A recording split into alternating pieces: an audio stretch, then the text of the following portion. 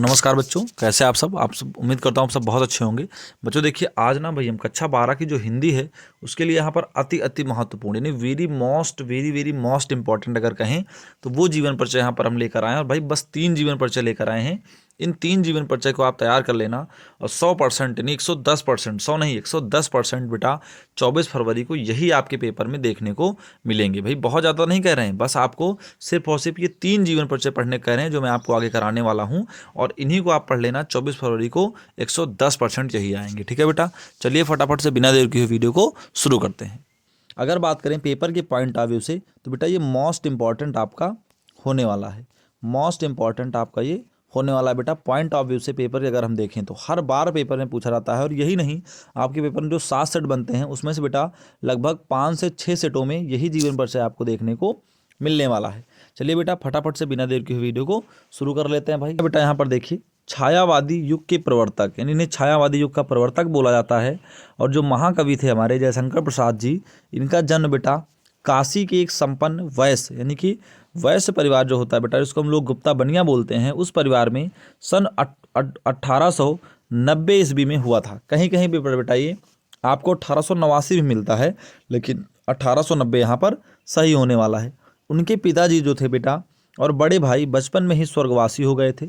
और बचपन से ही इनके पिताजी स्वर्गवासी हो गए थे। सुंगनी साहू का एक परिवार था बनारस में, तो वहीं पर बेटा इनका जन्म होता है। उनके बाबा और दादाजी जो रहते हैं वो तंबाकू के बहुत बड़ी व्यापारी रहते हैं। ठीक है बेटा, लिखा है अल्पावस्था में ही यानी कम अवस्था में ही लाड प्यार से पढ़े जो प्रसाद जी से हमारे बेटा, इनको घर का सारा भार वहन करना पड़ा। यानी जब पिताजी और बड़े भाई बचपन में ही स्वर्गवासी हो जाते हैं तो इनका सारा भार इन्हीं के ऊपर आ जाता है।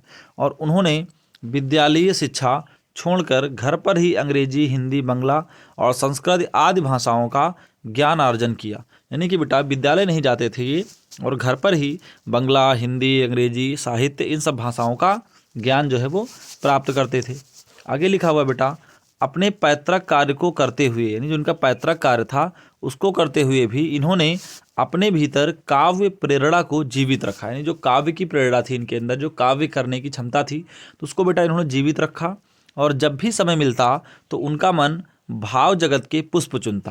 यानी कि बेटा जब भी इनका जो है टाइम इनको मिलता तो ये क्या करते बेटा, भाव जगत यानी कि अपनी भावनाओं में खो जाते, जिन्हें वे दुकान के बही पन्नों को जो है संजो दिया करते थे। यानी बही पन्ने जो होते थे बेटा उन्हीं में वो लिख दिया करते थे, उन चीज़ों को उसी में संजो दिया करते थे। तो उम्मीद करता हूँ कि यहाँ तक आपको समझ में आ गया होगा। आगे देखिएगा बेटा क्या लिखा हुआ है।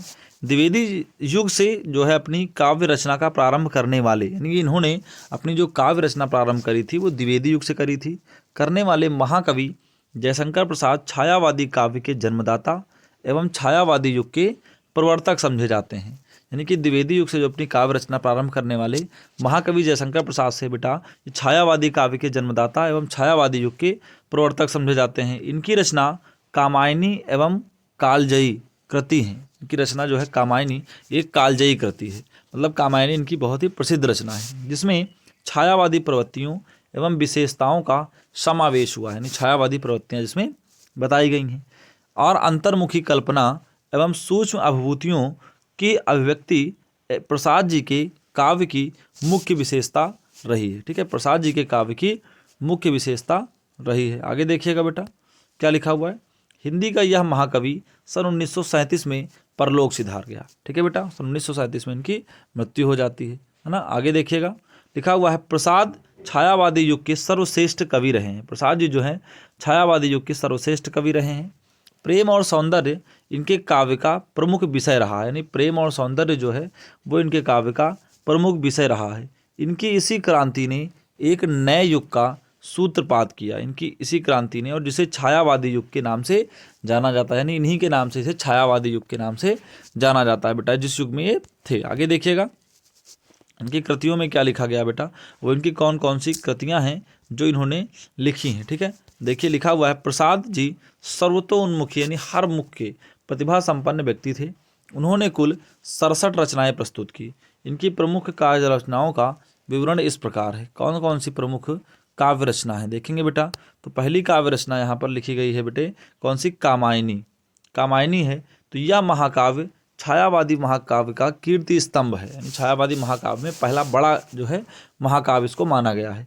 इस महाकाव्य में मनु और श्रद्धा के माध्यम से मानव के हृदय यानी श्रद्धा और बुद्धि यानी ईड़ा के समन्वय का संदेश दिया गया है कामायनी में। आंसू बेटा बात करें तो यह वियोग पर आधारित काव्य है। इसके एक एक छंद में दुख और पीड़ा साकार हो उठी, यानी इसमें दुख और पीड़ा का जो है वो वर्णन किया गया है। आगे देखिएगा, आंसू है बेटा दूसरे नंबर पर हो गया है ये। चित्रधार देखिए, यह प्रसाद जी का ब्रज भाषा में रचित काव्य संग्रह है। इसके बाद देखेंगे बेटा लहर क्या लिखा हुआ है। लहर में इसमें प्रसाद जी की भावात्मक कविताएं संग्रहित हैं लहर में। 5वां नंबर यहाँ पर झरना है बेटा, देखिएगा यह प्रसाद जी की छायावादी कविताओं का संग्रह है। इस संग्रह में सौंदर्य और प्रेम की अभिभूतियों को मनोहरी रूप से वर्णित किया गया है, किसमें, झरने में। उसके बाद बेटा देखेंगे क्या लिखा हुआ है कि इनके अतिरिक्त यानी जो मैंने आपको बताए, इनके अतिरिक्त प्रसाद जी ने अन्य विधाओं में भी साहित्य रचना की है और उसका विवरण कुछ इस प्रकार है। जैसे अगर बात करें बेटा नाटक के अंतर्गत, तो नाटककार के रूप में उन्हें चंद्रगुप्त, स्कंदगुप्त, ध्रुव स्वामिनी, जन्मेजय का नागयज्ञ, कामना, एक घूंट, विशाख, राज्यश्री कल्याणी, अजातशत्रु और प्रायश्चित नाटकों की रचना की है। बेटा बात करें अगर पेपर के पॉइंट ऑफ व्यू से, तो इनके सभी नाटक जो हैं वो मोस्ट इंपॉर्टेंट है। कौन कौन से यहाँ पर इनके नाटक प्रसिद्ध जो हैं वो होने वाले हैं, मैंने इसको जो है सर्कल में कर दिया है, इसको आप जरूर देख लेंगे। सबसे पहला बेटा इनका प्रसिद्ध नाटक चंद्रगुप्त, स्कंदगुप्त, ध्रुव स्वामिनी, जन्मेजय का नागयज्ञ, कामना, एक घूंट, विशाख, राज्यश्री कल्याणी, अजातशत्रु और प्रायश्चित। तो ये इनके क्या है बेटे प्रसिद्ध जो है वो नाटक हैं। आगे बात करें अगर इनके बेटा उपन्यास की, तो उपन्यास इनके यहाँ पर कौन कौन से होने वाले हैं, ये जो मैंने सर्कल किए हैं। मतलब कि उपन्यास की बात करें तो कंकाल इनका प्रसिद्ध उपन्यास है, तितली, इरावती, ये सभी इनके क्या है बेटा प्रसिद्ध उपन्यास हैं। ठीक है, तो उम्मीद करता हूँ कि प्रसिद्ध उपन्यास भी आपने देख लिए होंगे। उसके बाद बात करें बेटा तो इनकी कहानी कौन कौन सी हैं जो प्रसिद्ध होने वाली हैं, तो इनकी प्रसिद्ध कहानियाँ यहाँ पर आप देख सकते हैं। प्रसिद्ध कहानी की अगर बात करें बेटा तो संग्रह प्रसाद जी उत्कृष्ट कोश के कहानीकार थे। ठीक है, उनकी जो है बेटा कहानियों में भारत का अतीत मुस्कुराता है, यानी भारत का जो अतीत है, पास्ट है, उसका इन्होंने बहुत अच्छे तरीके से वर्णन किया है, जिसमें प्रतिध्वनि है, छाया है, आकाशदीप है, आंधी है और इंद्रजाल है। इनके प्रसिद्ध जो है वो कहानी संग्रह होने वाले हैं। ठीक है बेटा, आगे बात करें अगर निबंध की, तो प्रसाद जी के कौन कौन से प्रमुख निबंध हैं ये यहाँ पर देखना है। ठीक है बेटा, निबंध संग्रह की अगर बात करें तो काव्य और कला, ये इनका क्या है बेटा प्रसिद्ध जो है वो निबंध संग्रह यहाँ पर होने वाला है। ठीक है, तो उम्मीद करता हूँ कि मैंने आज आपको जयशंकर प्रसाद जी का जो जीवन परिचय कराया है वो आपको जरूर समझ में आया होगा बेटा। जीवन परिचय की अगली सीरीज में महादेवी वर्मा जी का जीवन परिचय हम यहाँ पर देख लेते हैं। ठीक है बेटा, उससे पहले आपसे छोटी सी रिक्वेस्ट है, अगर आप चैनल पर पहली बार आए हो तो वीडियो को लाइक और चैनल को जरूर सब्सक्राइब कर लेना, क्योंकि हमारे इस चैनल पर आपको ऐसी वीडियोज़ मिलती रहती हैं। चलिए बेटा फटाफट से शुरू कर देते हैं। देखिएगा लिखा हुआ है आधुनिक युग की मीरा, यानी इनको जो महादेवी वर्मा जी हैं हमारी, इनको आधुनिक युग की मीरा कहा जाता है। इसके नाम से विख्यात श्रीमती महादेवी वर्मा जी का जन्म जो है बेटा सन 1907 ईस्वी में उत्तर प्रदेश के प्रसिद्ध नगर फर्रुखाबाद में होलिका दहन के दिन हुआ था। इनकी माता जो थी हेम रानी बेटा वो साधारण कवित्री थी, यानी कि आधुनिक युग की जो मीरा कहा जाता है बेटा महादेवी वर्मा जी को, तो इनका जन्म सन 1907 ईस्वी में उत्तर प्रदेश के प्रसिद्ध जो नगर है, जिला है फर्रुखाबाद, उसमें होलिका दहन के दिन हुआ था। और इनकी जो माता हेमरानी थी बेटा वो साधारण कवित्री थी, यानी माता जी भी कवित्री थी, और वे श्री कृष्ण में अटूट श्रद्धा रखती थी, यानी जो श्री कृष्ण थे उनमें अटूट श्रद्धा रखती थी। और उनके नाना भी ब्रज भाषा में कविता करते थे, यानी नानी भी थी कवित्री, नाना भी ब्रज भाषा में कविता करते थे। तो नाना एवं माता के इन गुणों का महादेवी जी पर भी प्रभाव पड़ा, यानी नाना और माता जी जब ऐसी थी तो महादेवी वर्मा जी पर भी इनका प्रभाव पड़ा। 9 वर्ष की छोटी उम्र में ही उनका विवाह स्वरूप नारायण वर्मा से हो जाता है, यानी 9 वर्ष की जो छोटी आयु रहती है उसमें ही बेटा इनका विवाह स्वरूप नारायण वर्मा जी से हो जाता है। किंतु बेटा क्या होता है, उन्हीं दिनों इनकी माता का भी स्वर्गवास हो जाता है। उन दिनों ही इनकी जो माता जी थी उनका बेटा क्या हो जाता है, स्वर्गवास हो जाता है, डेथ हो जाती है। उसके बाद माँ का साया, जो माता जी होती हैं उनका साया सिर से उठ जाने पर भी उन्होंने अपना अध्ययन जारी रखा, यानी इसी दौरान बेटा इनकी माता जी की भी स्वर्गवास हो गया। माँ का साया सिर से उठ जाने पर भी इन्होंने अपना अध्ययन जारी रखा तथा पढ़ने और अधिक मन लगाया, तथा पढ़ने में क्या किया बेटा और अधिक मन लगाया। परिणाम स्वरूप उन्होंने मैट्रिक से लेकर एमए तक की परीक्षाएं प्रथम श्रेणी में उत्तीर्ण कर ली, और यही हुआ परिणाम स्वरूप उन्होंने मैट्रिक से लेकर एमए तक की जो परीक्षाएं थी उसको प्रथम श्रेणी में उत्तीर्ण कर ली थी। आगे देखिएगा बेटा क्या लिखा हुआ है। इनकी जो रचनाएं थी, जैसे चांद नामक पत्रिका में प्रकाशित हुई, इनकी जो रचनाएं थी सर्वप्रथम चांद नामक पत्रिका में प्रकाशित होती है। तत्पश्चात इन्होंने बेटा एक प्रसिद्ध कवित्री के रूप में प्रसिद्धि प्राप्त हुई। जब इनकी जो रचनाएं थी बेटा वो चांद पत्रिका में प्रकाशित हो जाती है तो इन्हें एक प्रसिद्ध कवित्री के रूप में प्रसिद्धि प्राप्त हो जाती है। और सन 1933 ईस्वी में इन्होंने प्रयाग महिला विद्यापीठ के प्राचार्य पद को सुशोभित किया। यानी 1933 ईस्वी में जो प्रयाग महिला विद्यापीठ थी उसका प्राचार्य पद उसको सुशोभित किया। और इनकी बेटा काव्यात्मक प्रतिभा के लिए इन्हें सेक्सरिया एवं मंगला प्रसाद पुरस्कारों से भी सम्मानित किया जाता है। यानी कि इनकी जो काव्यात्मक प्रतिभा होती है तो उसके लिए इन्हें सेक्सरिया एवं मंगला प्रसाद जो पुरस्कार रहते हैं उनसे सम्मानित किया जाता है। इसके पश्चात भारत सरकार इन्हें क्या करती है बेटा, पद्म भूषण की उपाधि से सम्मानित करती है। यानी भारत सरकार भी इन्हें पद्म भूषण की उपाधि से सम्मानित किया। और सन 1983 ईस्वी में इन्हें ज्ञानपीठ पुरस्कार से भी सम्मानित किया गया। ठीक है, ज्ञानपीठ पुरस्कार भी 1983 में इनको मिला है। और इसी वर्ष इन्होंने उत्तर प्रदेश सरकार की ओर से भारत भारती पुरस्कार प्रदान किया गया। 1983 में ही जो उत्तर प्रदेश सरकार थे उनकी ओर से बेटा भारत भारती पुरस्कार भी इनको प्रदान किया जाता है। आगे देखिएगा, प्रसिद्ध समालोचकों ने इन्हें आधुनिक युग की मीरा के नाम से संबोधित किया। यानी उस समय के जो प्रसिद्ध आलोचक थे बेटा उन्होंने इनको आधुनिक युग की मीरा नाम का एक टैग दिया। यानी इनको आधुनिक युग की मीरा कहा जाता था। ठीक है, आगे अगर बात करें बेटा, इस महान कवित्री का सन 1987 ईस्वी में स्वर्गवास हो जाता है। यानी ये महान कवित्री 1987 में स्वर्गवासी हो जाती हैं। आगे बात करें बेटा अगर कृतियाँ, इनकी कौन कौन सी प्रसिद्ध जो हैं वो कृतियाँ होने वाली हैं यहाँ पर, तो लिखा हुआ है महादेवी जी की प्रमुख रचनाएं इस प्रकार। यानी कौन कौन सी वो रचनाएं हैं महादेवी जी की जो निम्न है। सबसे पहला अगर देखें बेटा तो यहाँ पर लिखा हुआ है क्या, निहार। इनकी जो निहार रचना है वो प्रमुख है। देखिए लिखा हुआ है, इस काव्य संकलन में भावमय गीत संकलित हैं, उनमें वेदना का स्वर जो है वो मुखरित हुआ है। वेदना का स्वर जो है वो मुखरित हुआ है। बात करें बेटा दूसरा नंबर की, तो सेकंड पॉइंट पे यहाँ पर रश्मि होने वाली है। ठीक है, इस संग्रह में आत्मा परमात्मा के मधुर संबंधों पर आधारित गीत संकलित हैं। इस संग्रह में आत्मा परमात्मा के मधुर संबंधों पर आधारित गीत संकलित हैं। आगे बात करें बेटा नीरजा की, तो इसमें क्या हुआ है, प्रकृति प्रधान गीत संकलित हैं। इन गीतों में सुख दुख की अनुभूतियों को वाणी मिली है। इसमें प्रकृति प्रधान गीत संकलित हैं। इन गीतों में सुख दुख की अनुभूति को वाणी मिली हुई है। आगे देखिएगा बेटा सांध्य गीत का, तो सांध्य गीत में क्या हुआ, लिखा हुआ है कि इसमें जो है इनके गीतों में परमात्मा से मिलन का आनंदमय चित्रण है। इनके गीतों में परमात्मा से मिलन का आनंदमय चित्रण है। आगे बात करें बेटा दीप शिखा की, तो क्या लिखा हुआ है, इसमें रहस्य भावना प्रधान गीतों को संकलित किया गया है। इसमें जो है रहस्यमय भावना प्रधान जो गीत हैं बेटा उनको संकलित किया गया है। आगे क्या लिखा हुआ है देखिएगा, इसके अतिरिक्त यानी इनके अतिरिक्त अतीत के चलचित्र, स्मृति की रेखाएं, श्रृंखला की कड़ियाँ आदि उनकी प्रसिद्ध गद्य रचनाएं हैं। यामा नाम से उनके विशिष्ट गीतों का संग्रह प्रकाशित हुआ है। संधिनी और आधुनिक कवि भी उनके गीतों के संग्रह हैं। ठीक है बेटा, तो उम्मीद करता हूं कि ये चीज़ें जो हैं वो आपको समझ में आ गई होंगी। ठीक है, तो बात करें अगर अगले जीवन परिचय की, तो सुमित्रानंद पंत जी का यहाँ पर आज होने वाला है। ठीक है बेटा, चलिए फटाफट से बिना देर के वीडियो को शुरू करते हैं। उससे पहले भाई अगर आपने अब तक हमारे वीडियो को लाइक और चैनल को सब्सक्राइब नहीं किया है तो ज़रूर कर देना। चलिए फटाफट से शुरू कर देते हैं। ठीक है बेटा, देखिएगा लिखा हुआ है यहाँ पर प्रकृति चित्रण के अमर गायक, यानी जो प्रकृति चित्रण के बेटा अमर गायक हैं, यानी प्रकृति में इन्होंने बहुत सारी रचनाएं की हैं, इसलिए इन्हें कहा गया है प्रकृति का बहुत अच्छा चित्रण करते थे। तो उसके अमर गायक जो हैं हमारे कविवर सुमित्रानंदन पंत जी का जन्म जो है वो 20 मई सन 1900 को अल्मोड़ा जिले के पास कौसानी नामक गांव में हुआ था। यानी अल्मोड़ा जिले में निकट जो कौसानी नामक गांव है वहीं पर हुआ था। जन्म के 6 घंटे बाद, है ना, जन्म के 6 घंटे बाद, फिर से देखिएगा लिखा हुआ है, जन्म के 6 घंटे बाद ही इनकी माता जी का देहांत हो गया। पिता तथा दादी के वात्सल्य की छाया में इनका लालन पालन हुआ। पिता और दादी जी का वात्सल्य मतलब जो प्रेम था बेटा उसकी छत्र छाया में इनका लालन पालन हुआ। पंत जी ने 7 वर्ष की अवस्था से ही काव्य रचना आरंभ कर दी थी।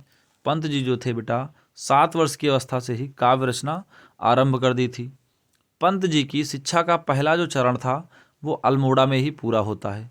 जो पंत जी की शिक्षा होती है बेटा, उसका पहला चरण यानी पंत जी स्टार्टिंग में जो एजुकेशन होती है, इनकी प्रारंभिक शिक्षा वो वहीं अल्मोड़ा से ही होती है। यहीं पर उन्होंने अपना नाम गुसाई दत्त से बदलकर सुमित्तानंदन रख लिया था। यहीं पर उन्होंने क्या किया, अपना नाम जो है वो गुसाई दत्त से बदलकर सुमित्तानंदन रख लिया था। बात करें आगे बेटा, तो सन 1919 ईस्वी में पंत जी जो थे वो अपने मंझले भाई के साथ बनारस चले आए। यहाँ पर उन्होंने क्वींस कॉलेज में शिक्षा प्राप्त की और सन 1950 ईस्वी में वो ऑल इंडिया रेडियो के परामर्शदाता के पद पर नियुक्त हुए और सन 1957 ईस्वी तक वे प्रत्यक्ष रूप से रेडियो से संबंध रहे। ठीक है, सन 1919 ईस्वी में पंत जी जो थे वो अपने मंझले भाई के साथ बनारस चले आए। यहाँ पर बेटा उन्होंने जो क्वींस कॉलेज था उसमें शिक्षा प्राप्त की। 1950 ईस्वी में वो ऑल इंडिया रेडियो के जो परामर्शदाता थे उसके पद पर नियुक्त हुए और 1957 तक वहीं पर वे काम करते रहे। ठीक है बेटा, अब उसके बाद देखिएगा आगे लिखा हुआ है, छायावादी युग के ख्याति प्राप्त जो हमारे कवि थे सुमित्तानंदन पंत 7 वर्ष की अल्प आयु से ही कविताओं की रचना करने लगे थे। यानी अब आप समझ सकते हैं बेटा, 7 वर्ष यानी छायावादी युग के जो हमारे ख्यात प्राप्त कवि थे सुमित्तानंदन पंत 7 वर्ष की अल्प आयु से ही कविताओं की रचना करने लगे थे। उनकी प्राथमिक रचना, उनकी बेटा जो प्राथमिक रचना थी वो क्या थी, सन 1916 ईस्वी में, यानी प्राथमिक रचना सन 1916 ईस्वी में सामने आई। गिरजे का घंटा नामक इस रचना के पश्चात वे निरंतर काव्य संग्रह में तल्लीन रहने लगे। सन 1919 ईस्वी में इलाहाबाद के बेटा जो म्योर कॉलेज था उसमें प्रवेश लेने के पश्चात इनकी काव्यात्मक रुचि और भी जो है वो विकसित हो गई। सन 1920 ईस्वी में उनकी रचनाएं उच्छ्वास और ग्रंथि जो है वो प्रकाशित होती हैं। सन 1921 ईस्वी में उन्होंने महात्मा गांधी के आह्वान पर कॉलेज क्या करते हैं, छोड़ देते हैं। महात्मा गांधी जी के कहने पर कॉलेज छोड़ देते हैं। उसके बाद बेटा और राष्ट्रीय मुक्ति आंदोलन में सम्मिलित हो जाते हैं, परंतु अपनी कोमल प्रकृति के कारण सत्याग्रह में सक्रिय रूप से सहयोग नहीं कर पाए। यानी कि इनका जो स्वभाव था बेटा अत्यंत कोमल था। सत्याग्रह में क्या होता है, जैसे गांधी जी के साथ रहकर जो है अंग्रेजों के खिलाफ प्रोटेस्ट करना, तो उसमें जो है बेटा इनका हृदय काफ़ी कोमल था, द्रवित हो जाते थे, तो नहीं कर पाते थे सहयोग और सत्याग्रह छोड़कर पुनः काव्य साधना में तल्लीन हो जाते हैं। उसके बाद बेटा फिर क्या होता है आगे देखेंगे। उनके सन 1927 ईस्वी में वीणा एवं 1928 में पल्लव नामक काव्य संग्रह प्रकाशित हुए। 1927 ईस्वी में बेटा वीणा और 1928 में पल्लव नामक जो काव्य संग्रह होते हैं वो प्रकाशित होते हैं। इन्हें इनकी रचना कला और बूढ़ा चांद, जो इनकी रचना होती है कला और बूढ़ा चांद, उस पर साहित्य अकादमी, लोकायतन एवं सोवियत और चिदम्बरा पर ज्ञानपीठ पुरस्कार मिलता है। सुमित्तानंदन पंत के काव्य में कल्पना एवं भावों की सुकुमार कोमलता के दर्शन होते हैं। ठीक है, सुमित्तानंदन पंत के काव्य में कल्पना एवं भावों की सुकुमार कोमलता के दर्शन होते हैं। इन्हीं कारणों से पंत को प्रकृति का सुकुमार कवि जो है वो कहा जाता है। आगे देखिएगा बेटा, सरस्वती के इस जो पुजारी ने 28 दिसंबर सन 1970 ईस्वी को इस भौतिक संसार से सदैव के लिए विदा ले ली थी। यानी 1970 ईस्वी में ये बेटा क्या हुए थे, स्वर्ग सिधार गए थे। आगे देखें अगर कृतियों के बारे में बेटा इनकी बात करते हैं हम, कौन कौन सी इनकी प्रमुख कृतियाँ थी, तो पंत जी बहुमुखी प्रतिभा संपन्न साहित्यकार थे। यानी बहुमुखी प्रतिभा के साहित्यकार थे। अपने विस्तृत साहित्यिक जीवन में उन्होंने विविध विधाओं में साहित्य रचना की है, अलग अलग विधाओं में।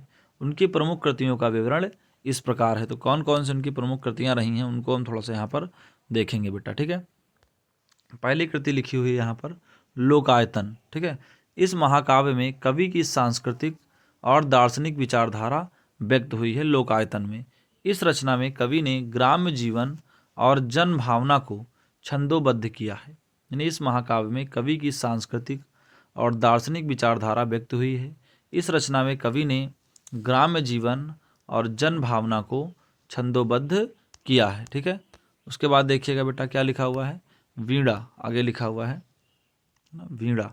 तो वीणा में देखिएगा इस रचना में पंत जी ने कि प्रारंभिक प्रकृति के अलौकिक सौंदर्य से पूर्ण गीत संग्रहित है। वीणा में बात करें बेटा इनके पल्लव रचना की अगर, तो लिखा हुआ है कि इस संग्रह में प्रेम, प्रकृति और सौंदर्य के व्यापक चित्र क्या किए गए हैं, प्रस्तुत किए गए हैं। प्रेम, प्रकृति और सौंदर्य के व्यापक चित्र प्रस्तुत किए गए हैं। गुंजन की बेटा आगे अगर बात करें, गुंजन की देखिए यहाँ पर लिखा गया है गुंजन। तो गुंजन में क्या लिखा हुआ है कि इसमें प्रकृति, प्रेम और सौंदर्य से संबंधित गंभीर एवं प्रौढ़ रचनाएं संकलित की गई हैं। ठीक है। ग्रंथि की बात करें, इस काव्य संग्रह में, है ना, ग्रंथि यहाँ पर भी देखिए 5वां नंबर का बेटा इनकी रचना है। तो इस काव्य संग्रह में वियोग का स्वर प्रमुख रूप से मुखरित हुआ है। प्रकृति यहाँ भी कवि की सहचरी रही है, यानी यहाँ पर जो है वियोग का वर्णन महादेव पंत जी ने किया है। आगे बात करें बेटा अगर अन्य कृतियां इनकी कौन कौन सी हैं, स्वर्णधूलि है, स्वर्ण किरण है, युगपथ है और उत्तरा है, ये इनकी अन्य कृतियां हैं। आगे बात करें बेटा यहाँ पर तो लिखा हुआ है अतिमा आदि में पंत जी महर्षि अरविंद नवचेतनावाद से प्रभावित हैं।